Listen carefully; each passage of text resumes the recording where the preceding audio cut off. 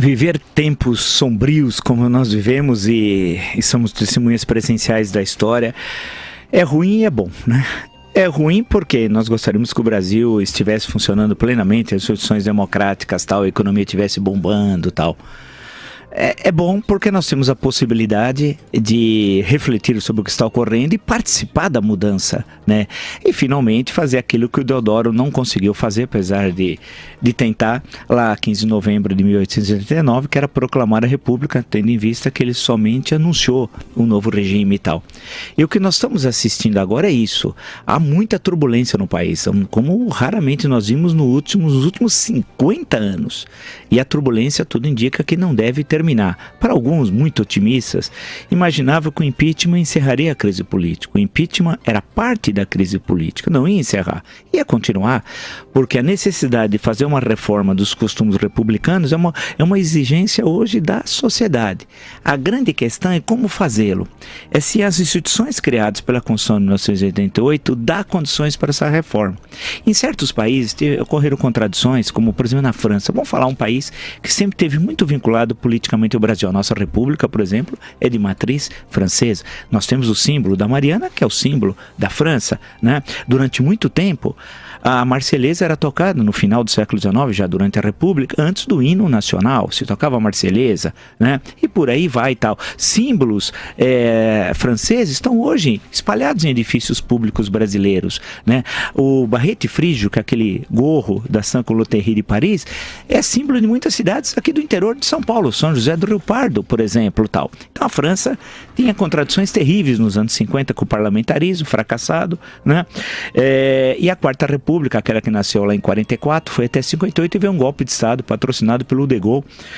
Um golpe de Estado impôs a Quinta República, uma nova Constituição, um regime semi-parlamentarista, 2 turnos, tudo isso é da França, que outros países adotaram, inclusive o Brasil e tal, né? Foi um momento de um choque. O que vai ocorrer no Brasil hoje? Provavelmente essa solução à la De Gaulle, porque não há nenhum De Gaulle aqui, nem Guerra da Argélia, não deve ocorrer. Apesar que alguns querem, muito poucos, mas nas redes sociais eles estão muito presentes, e ontem no plenário da Câmara, uma solução de força. Mas notem que há uma confusão sobre o que fazer e como fazer. Há problemas conceituais, desconhecimento de significados básicos que um dicionário de política, eu cito, por exemplo, entre tantos outros, o Norberto Bobbio, poderia ajudar a compreensão com o conceito, porque só serve o conceito, ele só serve para nós, pesquisadores ou não interessa, se ele permite melhor conhecer o real.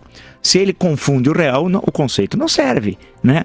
Então, aprender os conceitos básicos e tal. Mas eu tento entender, eu discordo radicalmente do que fizeram lá na invasão, e a fala que misturava desejo de um golpe militar, ou como chamo, intervenção constitucional militar, não está no artigo 142, nada disso, e ao mesmo tempo falava viva Sérgio Moro, que é o oposto. Você está falando do funcionamento, no caso o juiz Sérgio Moro, um juiz da Justiça Federal, como é sabido, de um funcionamento que segue os trâmites do que muitos dali eram contrários, né? Ou seja, então nós estamos vivendo um momento muito complicado. A tensão política vai se aprofundar. Teremos o final de ano, e vivo repetindo isso, mais tenso dos últimos 50 anos. Tentativa de solução em Brasília, na base de empurrar a sujeira para baixo do tapete, não vai dar certo. A Praça dos Três Poderes não percebeu que o Brasil mudou. A tensão vai continuar. A crise só vai terminar, a crise política, quando medidas saneadoras forem efetivamente aprovadas e quando certos símbolos da corrupção brasileira forem presos. O Cabral é um deles. Garotinho era uma coisa menor hoje, as pessoas nem lembram do Garotinho. Ele estava fazendo comprando votos em Campos tal. A Cabral, um corrupto de marca maior, eu citei tantas vezes aqui, e cobrava a prisão dele e tal. Mas o símbolo maior é o Lula, não tem jeito. Porque não é possível ter, por exemplo, o Eduardo Cunha, que foi preso, ele recebeu dinheiro de Benin, de uma venda da Petrobras para Benin, e você fala, mas o que tem a ver isso tal? Tem a ver com a Petrobras. Por sinal, até hoje, Gabrielli, onde está José Sérgio Gabrielli? A maior parte do tempo foi presidente da Petrobras durante o Petrolão. Mas aí você puxa, vai dar no Lula. Enquanto o Lula estiver leve, livre e solto, ou invertendo também, né? Como diria as frenéticas, né? Não vai parar. Só vai parar isso quando um conjunto de medidas forem adotadas. Mas há um símbolo, porque tudo na política é símbolo. A Revolução Francesa começa formalmente a 14 de julho de 1789, mas o chamado, entre aspas, Grande Medo, como é chamado na historiografia francesa, tem o clássico do Lefebvre sobre isso, começa um pouco antes. Começa a se invadir castelos feudais, queimar títulos feudais. Até em agosto, 2 de agosto, se não me engano, quando a Assembleia vai extinguir o feudalismo. Mas qual é o símbolo da Revolução Francesa? A tomada da Bastilha, o 14 de julho. Quantos tinham lá? Uma dúzia de prisioneiros. Claro, só meramente simbólico.